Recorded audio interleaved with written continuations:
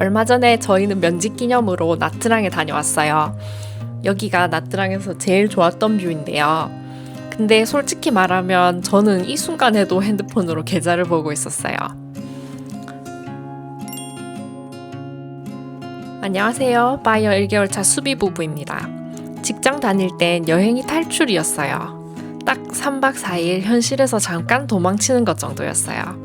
근데 회사를 그만두고 여행을 와보니까 이제는 현실에서 도망갈 데가 없더라고요.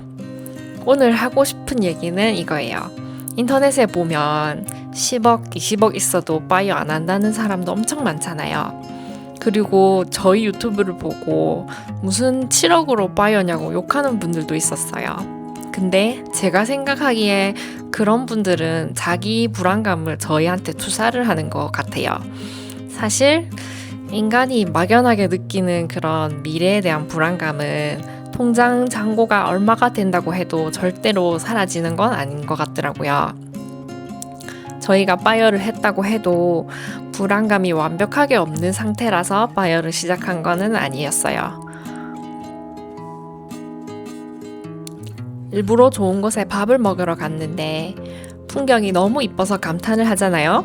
근데 요번에 제가 느낀 게 저는 그 감탄이 오래 못 가더라고요. 감상을 하고 있다가도 한 번씩 손에서 증권 앱을 켜봐요. 이게 사실 저는 좀 습관인데요. 좋은 뷰를 보면서도 한쪽 눈이 항상 계좌에 가 있어요. 요게 평생 돈 모으는 사람으로 살면 뇌가 그렇게 세팅이 돼요. 아무리 좋은 걸 봐도 온전히 못 누리고 자꾸 우리 이렇게 해도 되나? 우리 오늘 호화롭게 보내도 되나? 이런 식으로 계속 검산을 하고 있어요. 분명히 여행용으로 모아둔 게 있었는데 자꾸 그걸 까먹고 남편한테 우리 여행 가도 돼? 진짜 그래도 되나? 이러면서 자꾸 아끼는 모드로 돌아가더라고요. 시내로 나갔는데 사람도 많고 활기차고 또 살 것도 많고 진짜 좋았는데 제가 여기서 좀 웃긴 사람이 되더라고요. 딱 10,000원짜리 기념품 딱 하나 집으면서도 머릿속으로 계산을 계속하고 있어요. 요거 사면 예산이 얼마더라? 이러고 있더라고요. 딱 10,000원짜리 머리띠인데도요. 돈을 모으는 건 10몇 년 넘게 연습을 했는데 사실 돈을 마음대로 쓰는 거는 아무도 안 가르쳐 줬어요. 바이어하고 제일 안 익숙했던 게 그 돈을 쓰는 일이었어요. 그날 저녁을 먹으면서 다시 대화를 했습니다. 이 여행에 쓰는 돈은 우리 투자 원금에서 꺼내는 게 아니라 여행비 계좌에 따로 모아둔 돈으로만 쓰는 거야. 걱정하지 말자. 이렇게 이야기를 했습니다. 저희는 사실 망고를 좋아해서 망고 사랑단이라는 계좌를 운영하거든요. 그래서 이건 우리가 미리 정해놓고 온 돈이니까 너무 걱정하지 말자. 딱 이렇게 소리를 내서 말하고 나니까 밥이든 간식이든 입에 딱 들어오더라고요. 화려한 관광지에 가는 것보다 사실 저희가 더 좋아하는 순간은 이거예요. 호텔방에 들어와서 편한 옷 입고 과자 사온 거 뜯어 먹는 시간. 별거 없는데 저희는 그냥 이렇게 아무 눈치 안 보고 둘이서 간식 먹는 시간이 제일 좋더라고요. 근데 영상을 뒤로 돌려서 보니까 저는 이런 때에도 증권 앱을 계속 보고 있더라고요. 계좌도 탄탄하게 잘 짜놨고 또 여행 경비도 다 계산해보고 왔는데 가끔 이런 감정이 한 번씩 드는 건 어쩔 수 없는 것 같아요. 근데 또 사실 저희가 느끼는 이런 근원적인 불안감은 두 명이 서로가 있으니까 사실 갈무리가 더 잘 되는 것도 있어요. 혼자였으면 이 불안감을 혼자 감당했을 텐데 옆에서 괜찮아, 우리 벌써 계산 다 해봤잖아 이렇게 말해주는 사람이 있으니까 불안도 같이 나누면 반이 되더라고요.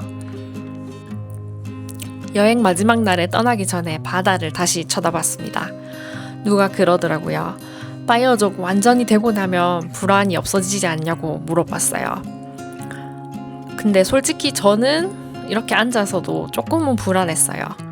근데 이번 여행에서 하나 배웠습니다. 사실 불안을 완전히 없애는 게 목표가 아니더라고요. 바이어는 불안을 완벽하게 없애는 게 아니라 막연하게 올라오는 불안감을 잘 다루는 법을 배우는 거였어요. 돈을 아무리 모아도 이 막연한 감정이 완전히 사라지진 않을 것 같아요. 대신에 저희는 이제 이런 마음을 관리하는 방법을 조금씩 알아가는 중입니다. 아직 나이도 젊고 건강하고 뭐든지 하면 되지. 또 원칙을 지키면서 자산을 운용한다면 뭐 앞으로 우리 두 사람 밥 못 먹고 살겠냐 이런 용감한 마음가짐을 가지려고 매일매일 노력 중입니다. 이렇게 평상시에 자기가 겪는 불안감이 갈무리가 안 되면 아마 바이어는 못할 것 같다고 생각을 해요. 오늘은 숫자 이야기는 하나도 안 했는데요. 저희는 계속 저희의 마음을 잘 다루면서 살아보려고 한다고 말씀을 드리고 싶었습니다. 다음 편에는 저희가 불안을 대비해서 어떤 계획들을 세워봤는지 같이 나눠보겠습니다. 바이어족의 실제 불안까지 솔직하게 나누는 이 채널이 괜찮으셨다면 구독 눌러주세요.